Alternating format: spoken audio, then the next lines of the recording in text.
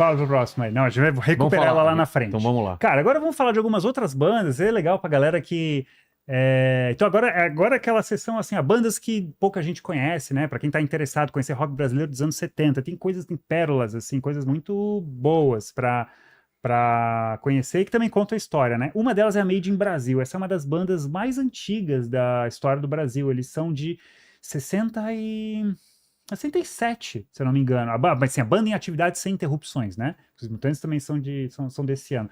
E a Made in Brasil é interessante porque eles são dos poucos grupos dos os anos 70 que faziam um som mais pesado, mais Rolling Stones, com um pouco mais de atitude, de pegar. Depois a Rita foi fazer isso também, né? Mas eles começaram antes. E tem outras duas coisas. Eles tocavam maquiados, segundo o Oswaldo. Assim, a história dessa banda começa com os irmãos Vecchione. Eles são daqui de São Paulo, da Pompeia, né? A berço do rock paulistano. E o Celso Vecchione é o guitarrista ali na esquerda. Então começa com os dois. O Oswaldo ouviu alguém lá dos anos 50, não lembro se era Chuck Berry, quem que era, que ele ouviu um LP e começou a ouvir rock e vamos montar uma banda. E aí eles montam nos anos 60.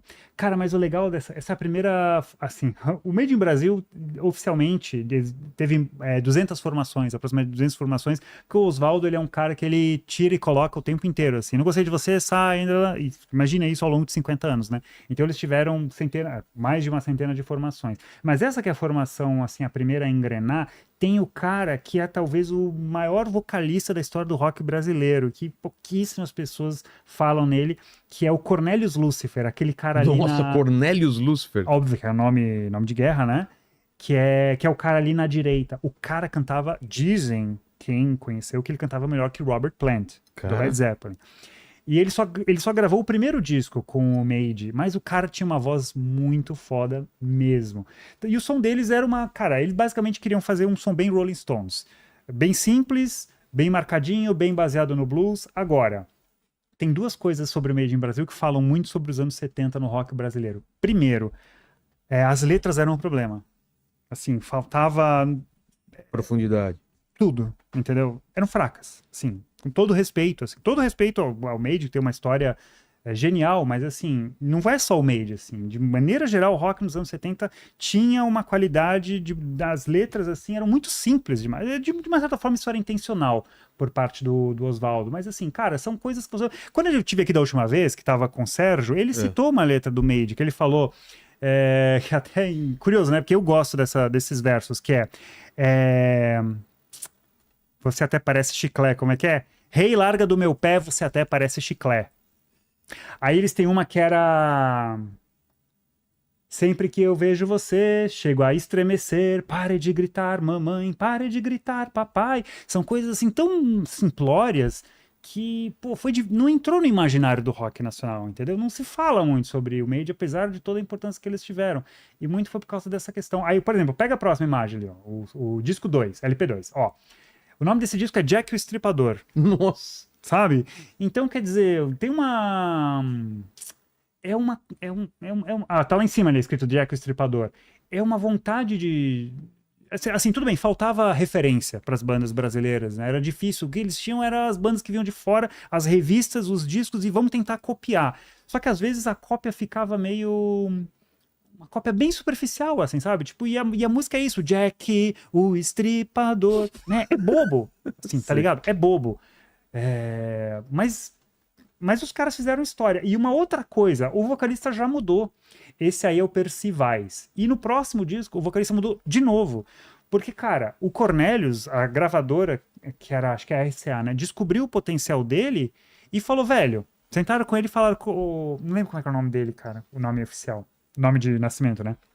Cara, ou você fica com essa banda que, assim, mal vai pagar as contas, ou a gente oferece pra você um contrato pra você ser um cantor de soul, funk, uma coisa mais dançante, assim. O que ele escolheu? Foi ser cantor, saiu da banda na primeira oportunidade pra ganhar dinheiro.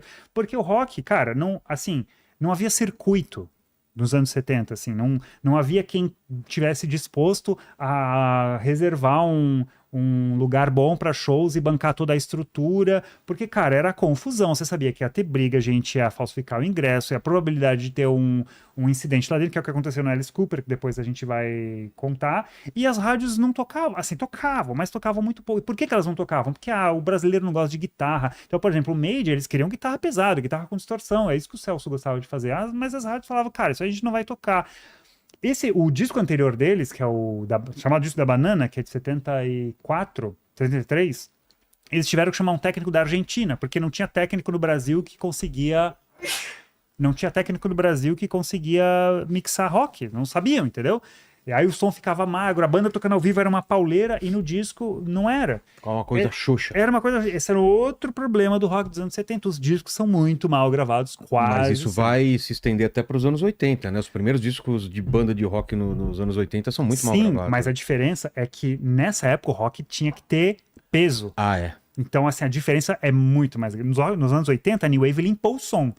Então, a diferença ao vivo, às vezes, nem era... Você não sentia tanto. Não sentia tanto, mas nesse caso, às vezes, os caras estavam tentando imitar Rolling Stones, Queen, Led Zeppelin. Pô, aí você ia ouvir o disco, era xoxo contra um sonzão do Led Zeppelin, tá ligado? Sei.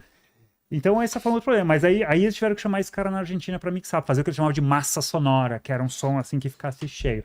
Cara, então é isso, assim, aí o Made, depois eles vão falar, aí uma outra história interessante deles, tá? Como é que é a censura em relação ao rock? De maneira geral, a censura, tirando a Rita e o Raul, eles não tinham muita preocupação, porque o rock era uma coisa muito nichada, e como vê essa história do movimento hippie tardio, progressivo, eles falavam de coisas muito, assim, apolíticas, quase ninguém falava de política.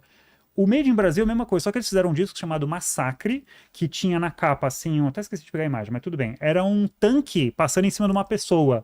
E a letra falava que tipo, ele tá cantando pra amada e ela tá massacrando o coração dele, blá, blá, blá. Foi tudo censurado. O disco não pôde sair. Porque os censores pediram pra ver, falaram, não, isso aí tá muito violento, não vai. Então eles são um dos casos de banda que sofreu assim com a censura, mas no caso deles era censura moral. Então tá aí, Made in Brasil, mas assim, eu acho o primeiro disco deles vale a pena, que não é esse aí, mas o primeiro que é um branquinho com uma banana, vale a pena conhecer também. Você vai perceber, quem ouvir, né, vai perceber que, pô, é mal gravado, mas assim, tem algumas coisas legais, e principalmente pela voz do Cornelius. Qual que é a próxima banda aí pra gente citar? Ah, tá. Essa foto é legal. Ainda é o Made in Brasil. É o Oswaldo na direita e o Celso na esquerda. No meio tá o Ezequiel Neves, o cara que foi produzir o Barão Vermelho. Ah, é? Isso é uma coisa que muito fã do Barão não sabe. Mas o Ezequiel gostou do Barão porque enxergou no Barão Vermelho uma espécie de sucessor do Made in Brasil, porque tinha a mesma influência no blues, né, nos Rolling Stones.